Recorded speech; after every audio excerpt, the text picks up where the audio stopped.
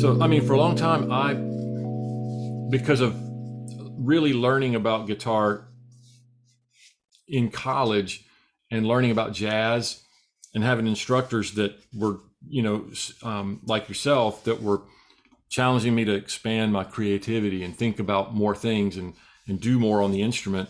I was really, and hanging around with a bunch of jazz musicians, especially horn players, who have a different way of conceptualizing it.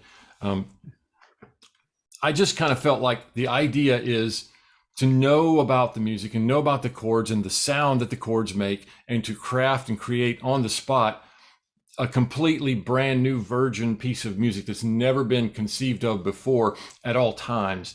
And of course, we all want to be creative and do new things.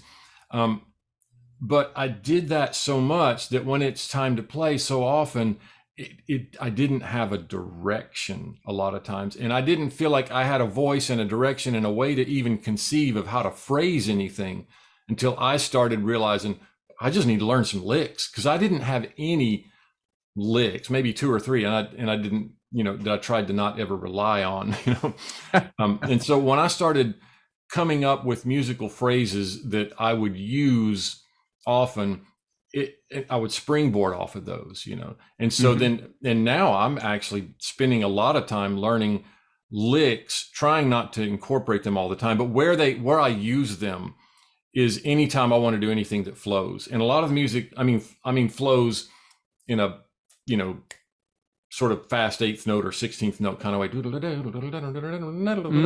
I cannot, and I don't know too many people that can really just create brand new material out of thin air at a speed like that. Right. When I'm being creative, I'm more in, the kind of. Yeah. I can really think and conceptualize and go, I want to go here and I want to go there, and I'm hearing this and hearing that, and all those thought processes take place. But when it gets into kind of.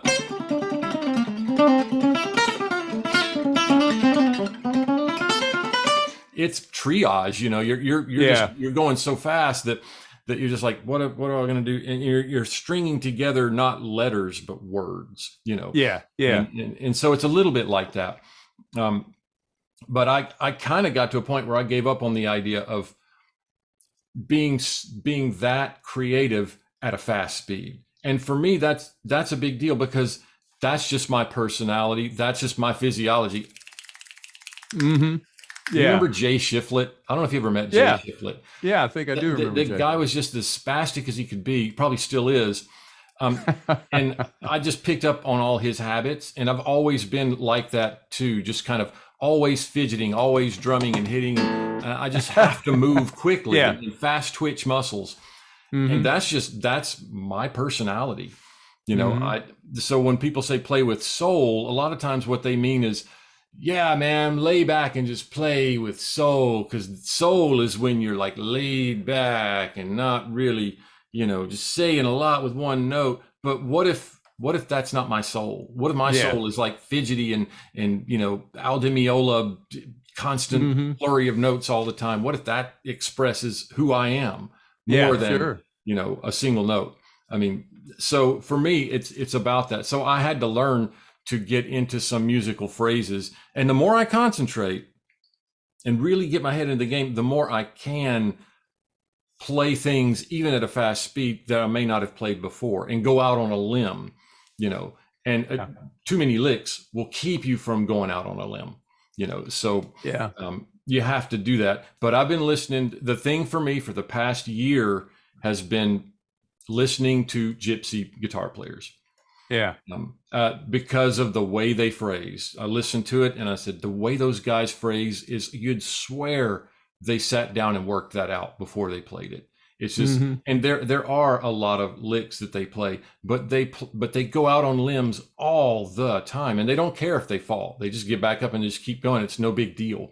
And I wanted that kind of fearlessness and confidence. And I want to be able to play and just kind of make all kinds of goofy mistakes and slip up and not care and keep going and keep going out on a limb. And that's what they do. And so I kind of envied that. And I've been really listening to them and shaping my playing after what they do. I've always played soft. My right hand has always been light to the touch. And every time I take a solo, whether it's electric or acoustic, it's a disaster because I'm trying to take what I do that's soft and then I want to play it loud. Just turning up the volume doesn't do it. It doesn't get the same tone. You're going to want to play louder. You're going to want to hit the strings harder. And if you're not used to it, then, and you're playing with your elbow and everything is with the elbow, your shoulder tenses up. Everything, you go into rigor mortis is what would happen with me. And I couldn't control anything. And it's awful. And I'm looking at these guys and they're playing 90 miles an hour. And I'm like, and they're loud. And relaxed. I'm like, how do they do that? And so that's what I've been learning over the past years is how they do that. And I've completely changed the way my right hand works.